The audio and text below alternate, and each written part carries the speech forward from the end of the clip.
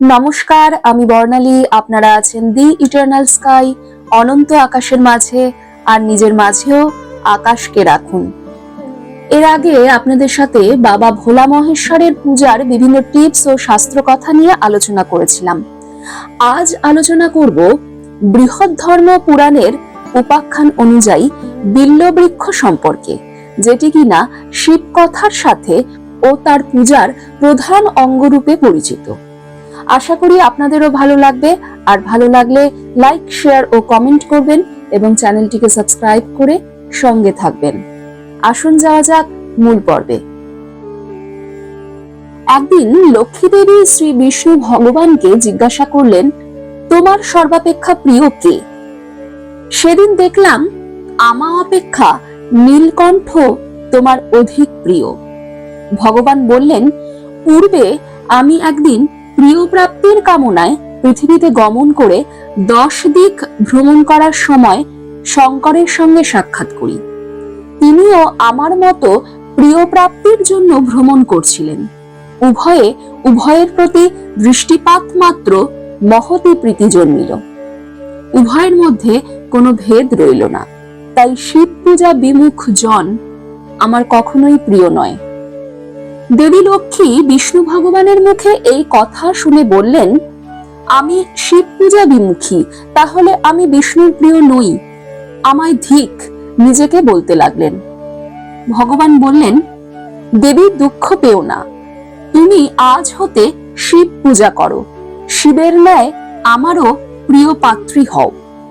লক্ষ্মী দেবী বললেন, হে দেব, আমার নীলকণ্ঠ কোন পুষ্পে বিশেষ পরিতুষ্ট হন? ভগবান বললেন, 78 পয়দ্দিনী ধেনু ব্রাহ্মণকে দান করলে যে ফল হয়, করবী পুষ্পের দ্বারা পূজা করলে সেই ফল হয়। সুরক্ত করবী দানে দ্বিগুণ ফল হয়। শেফালিকা পুষ্পদানে কোটি রৌপ্যময় পুষ্পদানের ফল হয়। কুন্দ পুষ্পে তদাপেক্ষা শতগুণ, মল্লিকা পুষ্পে তাহা অপেক্ষা শতগুণ। মুক্তার দ্বারা মুক্ত লিঙ্গ পূজনে যে ফল হয়, দ্রোণ পুষ্পদানে সেই ফল হয়। টগর পুষ্পে চান্দ্রায়ণের ব্রতের ফল হয়। ধূত্রা পুষ্পে 181 উপবাসের ফল হয়। কেতকী পুষ্প শিবের অপ্রিয়, পূজা নিষেধ কেতকী ফুলে। সর্বপ্রকার পুষ্পদানে যে ফল হয়, একমাত্র পদ্ম ফুলে সেই ফল হয়। পদ্মের অধিক প্রিয় পুষ্প শিবের আর নাই। বিষ্ণু ভগবান লক্ষ্মী দেবীকে পদ্ম পুষ্পের দ্বারা পূজা করার বিধান দেন। লক্ষ্মী দেবী ভগবানের কথা শুনে নিত্য সহস্র পদ্ম সরোবর হতে তুলে 3 বার গণনা করে তার দ্বারা মহেশ্বরের পূজা করতে আরম্ভ করেন। এইভাবে 1 বৎসর অতীত হয়। এমন সময় একদিন দেবী পদ্মের দ্বারা শিব পূজা করতে করতে দেখলেন 2টি পদ্ম কম হচ্ছে। এখন উপায় কি? নিত্য সহস্র পদ্ম পুষ্পের দ্বারা পূজা করব, এ সংকল্প কেমন করে রক্ষা হবে? পূজার সময় আসন ত্যাগ করে পুষ্প চয়ন করাও চলে না, এমন নানা ভাবনা ভাবছেন। এমন সময় মনে হলো, শ্রী ভগবান আমার স্তনদ্বয়কে পঙ্কজদ্বয় বলেন। তার কথাও মিথ্যা হতে পারে না। সহস্র সংখ্যা পূর্ণ হবে এই স্তনযুগল দ্বারাই। দেবী লক্ষ্মী এমন মনস্থির করে বাম স্তন ছেদন পূর্বক রক্তাক্ত সেই পয়োধর নমঃ শিবায় বলে শিবলিঙ্গের উপর অর্পণ করেন।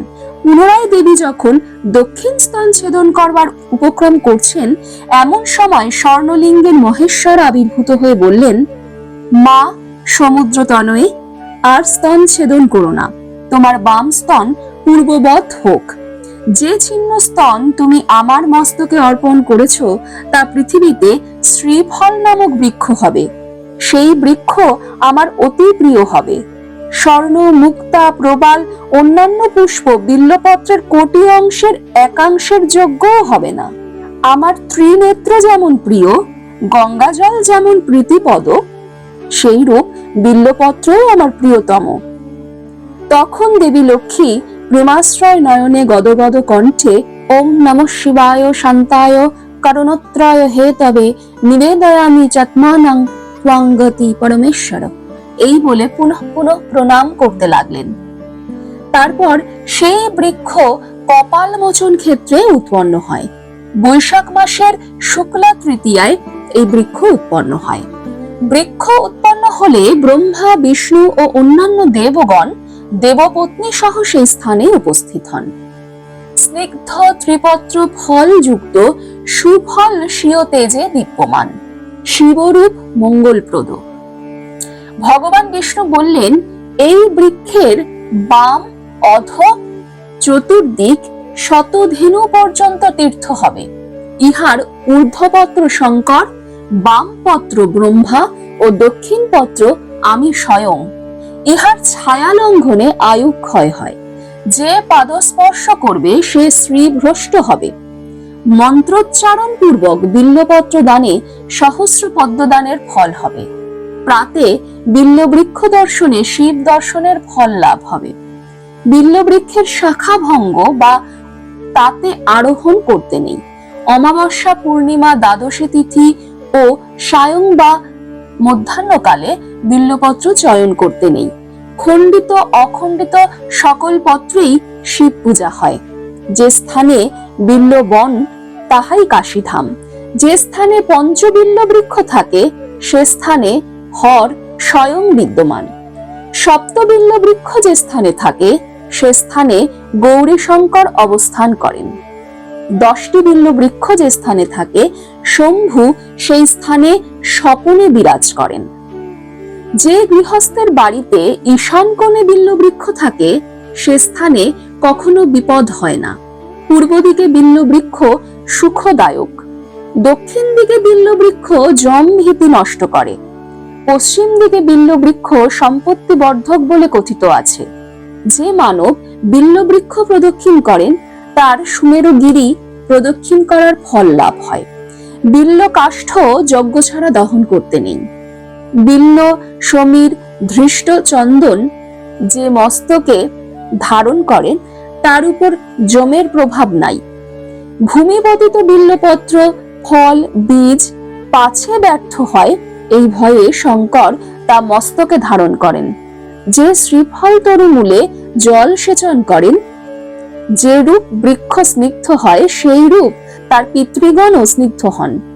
ব্রহ্মা, বিষ্ণু শ্রীফল পত্রের দ্বারা শিব পূজা করলেন। তারপর দেবতাগণ যথাযথ স্থানে চলে গেলেন। বিল্ল বৃক্ষের মাহাত্ম্য বলে শেষ করা যায় না। তন্ত্রে দেখা যায় এই বিল্ল স্বয়ং লক্ষ্মী। পত্রের 3টি দল, ঋক, যজু ও সাম বেদ সদৃশ। এই বিল্ল বৃক্ষের সমস্ত শাখা কল্পবৃক্ষের মতন। শাস্ত্রে আছে, শিব পূজা করো তোমার সর্বকার্য সিদ্ধি হবে। আজকের আলোচনা এখানেই শেষ করছি। স্বয়ং ভোলা মহেশ্বর আপনাদের সকলের ওপর কৃপা করুক, আপনাদের মনের ইচ্ছা পূর্ণ করুন, সমগ্র জীবজগতের মঙ্গল সাধন হোক, এই প্রার্থনা করে আজকে আসছি। আবার দেখা হবে অন্য কোনো পর্বে, অন্য কোনো অনুষ্ঠান নিয়ে। ততক্ষণ সকলে ভালো থাকবেন, সকলকে ভালো রাখবেন। নমস্কার।